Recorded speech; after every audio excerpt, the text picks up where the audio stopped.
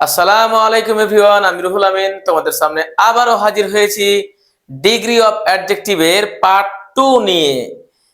এর আগের ভিডিওতে আমি তোমাদের ডিগ্রি অফ অ্যাডজেক্টিভের পার্ট 1 নিয়ে আলোচনা করেছিলাম। আজ আমি তোমাদের পার্ট 2 নিয়ে আলোচনা করব কিভাবে ডিগ্রি পরিবর্তন করতে হয়।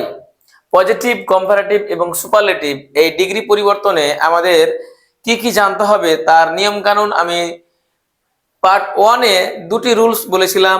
আজকে আবারও আমি তোমাদের এই পার্ট 2 এ দুটি রুলস শেখাবো। তাহলে দেরি না করে শুরু করি।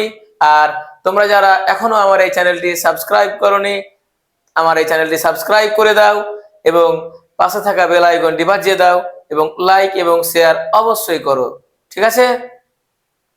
তাহলে দেখো কিভাবে আমরা এত সহজেই একেবারে নাইস এবং সিম্পলি খুব সহজভাবে এই পজিটিভ থেকে কম্পারেটিভ এবং সুপারলেটিভ করি, তার অভিনব ও ম্যাজিক কৌশল তোমাদের আমি আজ শেখাবো।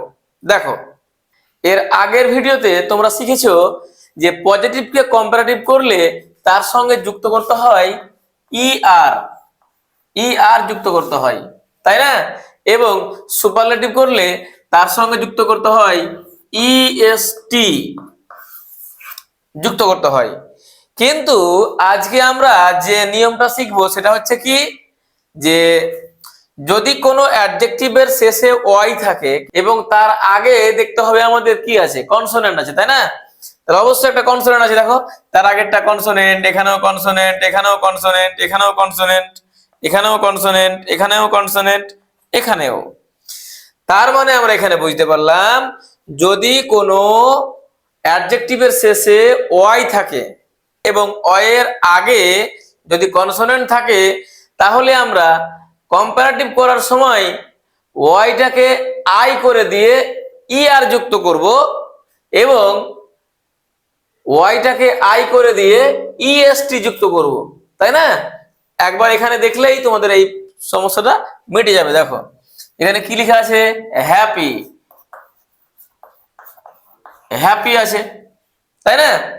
তো কি করবো, এখানে শেষে ওয়াই, ওয়াই এর আগে কনসোনেন্ট, তাহলে ওয়াইটা কি করব, আই করে দেবো আমরা।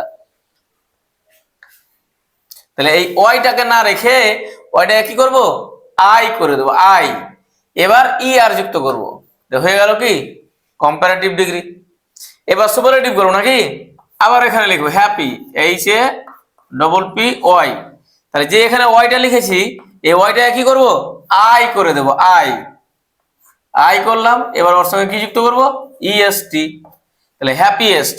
তাহলে কি হলো এখানে, happy, happier, happiest.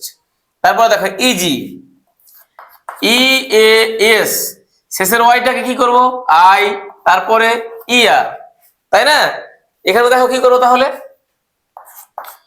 E A S, ওয়াইটাকে আই করে ইএসটি যুক্ত করে দিলাম। তারপরে দেখো busy, B U S I E R, এটা কি হবে, B U S I E S T. এবার এখানে দেখো heavy, H E A V I E R, heavier. তারপরে দেখো কি এখানে হবে, H E A V I E S T, heaviest. তারপরে কি লেখা আছে এখানে, lazy, L A Z I E R, lazier, L A Z I E S T, laziest, তাই না? ফানি থেকে ফানিয়ার, ফানিয়েস্ট, এবং হেলদি থেকে হেলদিয়ার, হেলদিয়েস্ট। তার মানে আমরা এখানে বুঝতে পারলাম যদি কোনো অ্যাডজেক্টিভের শেষে ওয়াই থাকে, ওয়াই এর আগে যদি কনসোনেন্ট থাকে, তাহলে ওয়াইটাকে আমরা আই করে দেব এবং আগের নিয়মের মতোই তার সঙ্গে ইআর যুক্ত করে আমরা করব কম্পারেটিভ এবং ইএসটি যুক্ত করে করব সুপারলেটিভ। তাহলে এভাবেই এত সহজেই আমরা এই অ্যাডজেক্টিভ গুলোকে পজিটিভ থেকে কম্পারেটিভ এবং কম্পারেটিভ থেকে সুপারলেটিভে পরিবর্তন করব। তারপরের নিয়মটা দেখো এবার তোমরা, কিভাবে আমরা আমরা এই পজিটিভকে কম্পারেটিভ এবং কম্পারেটিভকে সুপারলেটিভ ডিগ্রি করি, তাই না? দেখো এখানে যেমন লেখা আছে প্রথমে ফ্যাট, হট, থিন, বিগ। তো এগুলোকে আমরা কি করব? এর নিয়মটা কি? FAT fat. তো আমরা প্রত্যেককেই খুব ভালোভাবে এর আগে থেকেই জানি সিলেবেল। সিলেবেল জিনিসটা আসলে কি? সিলেবেলের বাংলা মানে হচ্ছে সিলেবেল, এর বাংলা মানে হচ্ছে শব্দাংশ।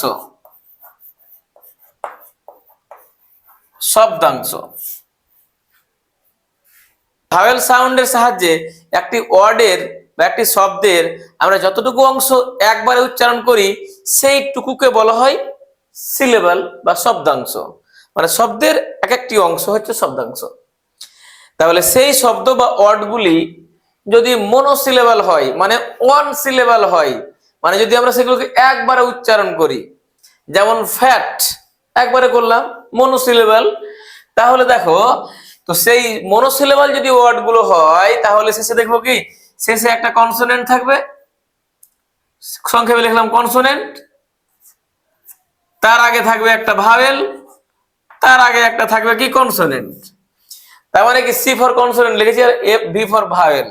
তাহলে কনসোনেন্ট ভাওয়েল কনসোনেন্ট, দেখো এখানে কনসোনেন্ট ভাওয়েল কনসোনেন্ট আরো বেশি থাকতে পারে, যেমন দেখো এখানে কনসোনেন্ট ভাওয়েল কনসোনেন্ট তারপরে যা থাকতে পারে, অসুবিধা নেই।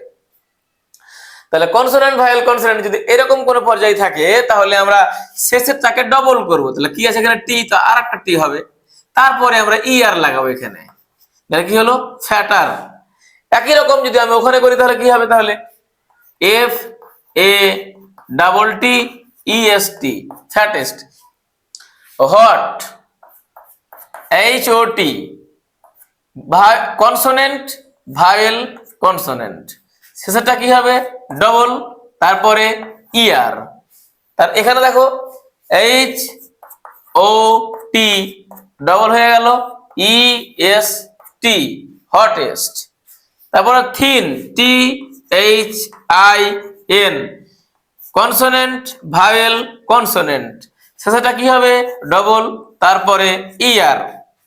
আবার এখানে লিখবো THIN, শেষেরটা হয়ে যাবে ডবল, তারপরে EST থিনেস্ট। তারপরে কি লেখা আছে? বিগ BIG, দেখো কনসোনেন্ট ভাওয়েল কনসোনেন্ট, শেষেরটা ডবল, এবার ER লাগিয়ে দিলাম, তারপরে কি হবে এখানে? BIGGEST biggest. তারপরে আমরা এখানে বুঝতে পারলাম যে সমস্ত ওয়ার্ডকে আমরা একবারে উচ্চারণ করব, প্রথম কথা। দ্বিতীয় নম্বর হচ্ছে শেষে কনসোনেন্ট, তার আগে ভাওয়েল, তার আগে আবার কনসোনেন্ট, তখনই আমরা শেষেরটাকে ডবল করে দিয়ে তার সঙ্গে ER লাগিয়ে কম্পারেটিভ ডিগ্রি করব এবং EST লাগিয়ে সুপারলেটিভ ডিগ্রি করব। তাহলে আশা করি তোমরা এই 3 এবং 4 এই নিয়ম দুটি খুব ভালোভাবে বুঝতে পেরে গেছো। আর তোমরা যারা এখনো আমার এই চ্যানেলটি সাবস্ক্রাইব করোনি, সাবস্ক্রাইব করে দাও এবং লাইক এবং শেয়ার করে দাও। অনেকক্ষণ থেকে আমার এই চ্যানেলের সঙ্গে জুড়ে থাকার জন্য বা আমার এই ভিডিওটিকে ভালোভাবে দেখার জন্য তোমাদের অসংখ্য ধন্যবাদ জানিয়ে আজকের মতো এখানেই শেষ করছি। বাই।